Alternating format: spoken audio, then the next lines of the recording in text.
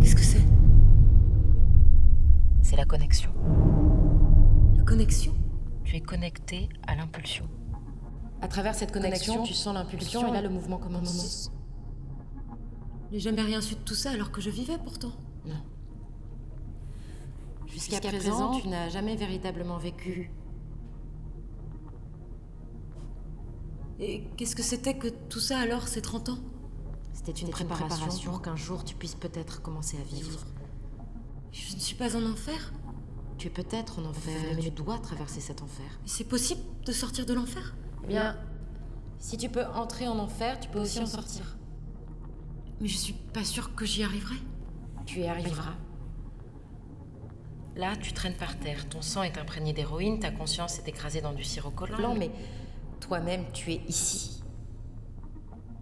Tu es toi-même intact. Tu es venu ici pour apprendre à être véritablement vivant. Tu es venu jusqu'à moi pour que je puisse t'apprendre. T'es prête? Et qui es-tu? Je t'ai déjà dit que mon nom est impossible à prononcer dans ta langue. Tu n'es pas la petite fille qu'on a raclée hors de moi et jetée à la poubelle? Non. D'ailleurs, la personne dont tu t'es débarrassée, c'était un garçon.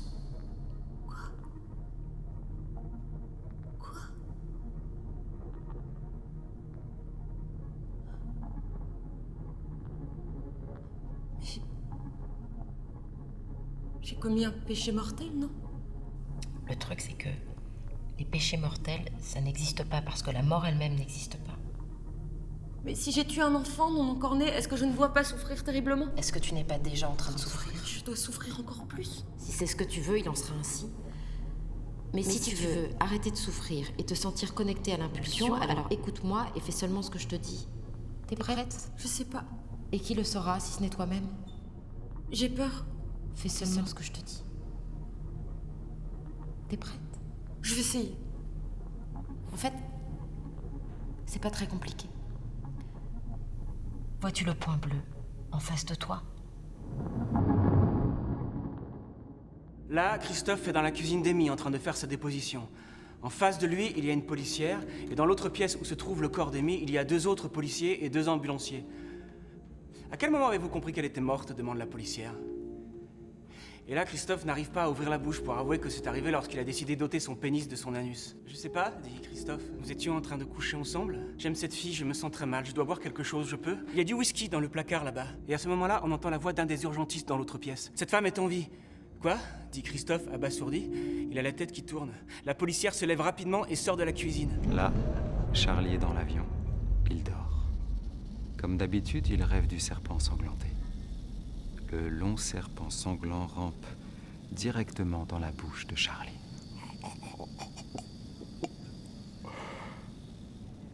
C'est quoi ce bordel?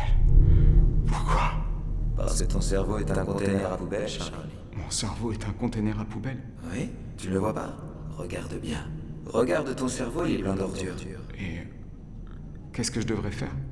Il faut te nettoyer le cerveau, Charlie. Est-ce que je peux vraiment le sortir et le nettoyer? Tu dois en avoir véritablement envie, Charlie, et alors seulement je pourrais t'aider. Toi? Oui. Mais qui es-tu? Oh, je te l'ai déjà dit. Je suis un être d'une galaxie lointaine, je suis ici pour t'aider. On peut faire un deal. Tu décides de nettoyer ton cerveau, et moi, je t'offre mon aide. Je sais pas, non. Il faut que j'y réfléchisse. Bah réfléchis, mais souviens-toi que ça fait 35 ans que tu réfléchis.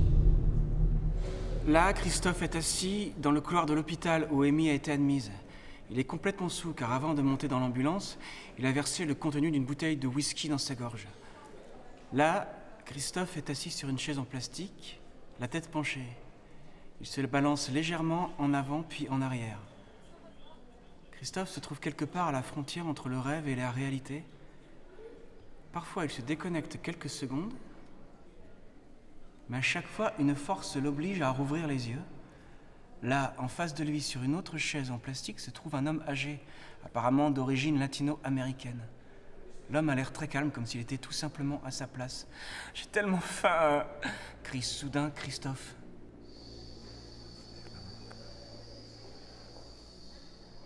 On entend soudain un sifflement.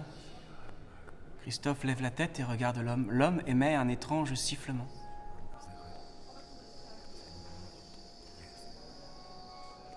Comme un serpent. Et ce son se transforme en un sifflotement léger, mais encore à moitié chuchoté.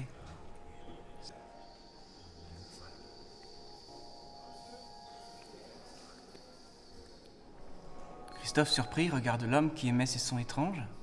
« Tu joues à faire le serpent ?» demande Christophe. Pour toute réponse, le vieux latino se met à rire. « Tu es fou ou quoi ?» dit Christophe en commençant à s'énerver. « Je dompte le serpent », dit l'homme en souriant et en restant très calme. « Quoi ? Tu es un serpent, c'est ça ? » « Non. Le serpent, c'est toi, » répond l'homme avec une assurance plus grande encore. « Je suis un serpent. Tu penses que je suis un serpent, c'est ça ? Et t'es qui, toi, alors ? » « Je suis le chasseur de serpents, » dit l'homme en souriant et en restant très calme. « Ah. Et tu veux m'attraper, alors ? » « Je t'ai déjà attrapé, » dit l'homme. « Tu m'as attrapé. Bien, voilà autre chose, maintenant. Mais qu'est-ce qui te prend, mec ? T'es malade ou quoi ? Et qu'est-ce que tu fous là, d'abord ? Ma femme est en train de mourir, dit l'homme très calmement et avec le même léger sourire. Putain, mec, ta femme est en train de mourir et toi, tu restes assis là à faire tes petits jeux ? Non ? C'est toi qui joues alors que moi, je suis simplement assis là en train d'attendre ? Ouais, en train d'attendre que ta femme meure ? Peut-être qu'elle va mourir, dit l'homme très simplement. Tu arrives quand même à rester calme. Peut-être que je suis calme, dit l'homme en souriant très tristement. Pourquoi est-ce que tu sifflais ? Demande Christophe. Il sent tout à coup qu'il est en train de dessouler. Pour dompter le serpent. Et où vois-tu le serpent ? Le serpent est en toi ? Quoi ? Quoi ?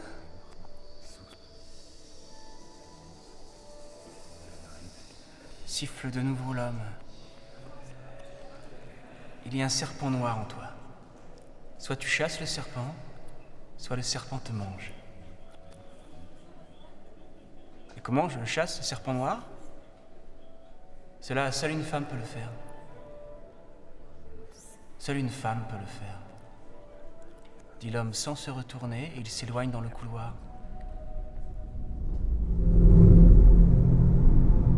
Qu'est-ce que c'est ? C'est le mouvement. C'est le mouvement ? C'est ainsi que se fait le mouvement. Ça, c'est son commencement, et ça, sa continuation. Maintenant, je suis tout juste au centre. Oui. Maintenant, tu es tout juste au centre. Je suis le centre. Oui, tu es le centre. Et qu'est-ce que je suis censée comprendre ? Tu dois comprendre le principe fondamental. Et en quoi ça consiste, le principe fondamental ?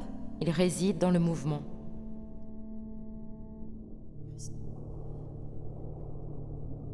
Et qu'est-ce que je suis censée comprendre ? Tu dois comprendre comment le mouvement advient. À partir du centre. Oui, à partir du centre. C'est le mouvement, ça. Oui, c'est le mouvement.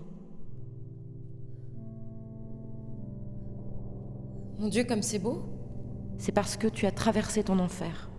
Mais je me sens si seule maintenant. C'est comme, durant mon enfance, quand j'étais petite, j'avais l'impression que personne ne m'aimait. Personne. Je t'aime. Vraiment? Je ne peux pas ne pas t'aimer. L'amour est le principe fondamental du mouvement. Est-ce que je peux te prendre dans mes bras? J'imagine que oui. Oh mon Dieu!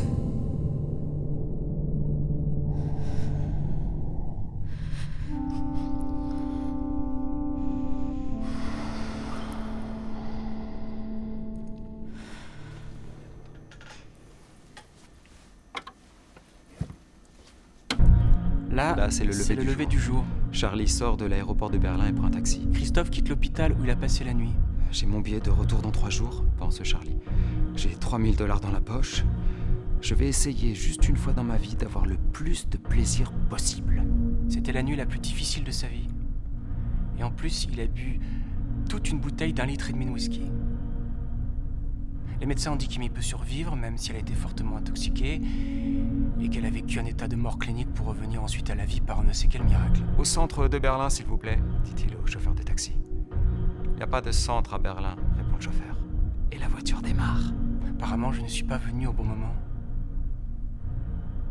Ici, il faut venir au début du printemps, et moi je suis venu à la fin de l'automne. C'est ça mon erreur. En hiver, il vaut mieux vivre à Berlin. Et comme c'est bientôt l'hiver, je vais devoir retourner à Berlin et tourner là-bas jusqu'au printemps. C'est ça, non? Du coup, maintenant, je dois rentrer à Berlin, non?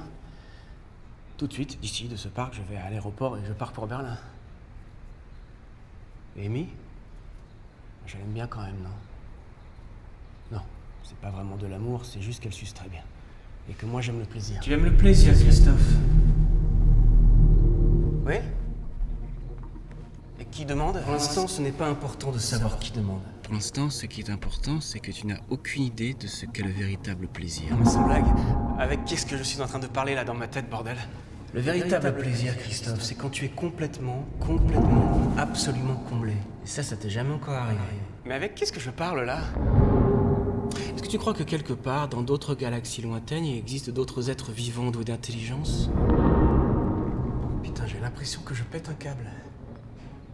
Cette ville me rend dingue. Je dois rentrer immédiatement à Berlin.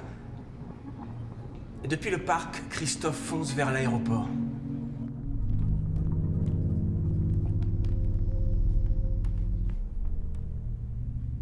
Qu'est-ce que c'est? C'est toi. C'est moi? Oui. Et où est Amy? La voilà. C'est Amy, ça? Celle que tu connaissais avant n'existe plus. Mais c'est quoi ça? C'est toi. C'est moi? Oui. Et l'enfer? Il est où alors? Tu l'as traversé. Aussi vite? 32 ans et 4 mois. J'ai 32 ans et 4 mois. Tu l'as traversé.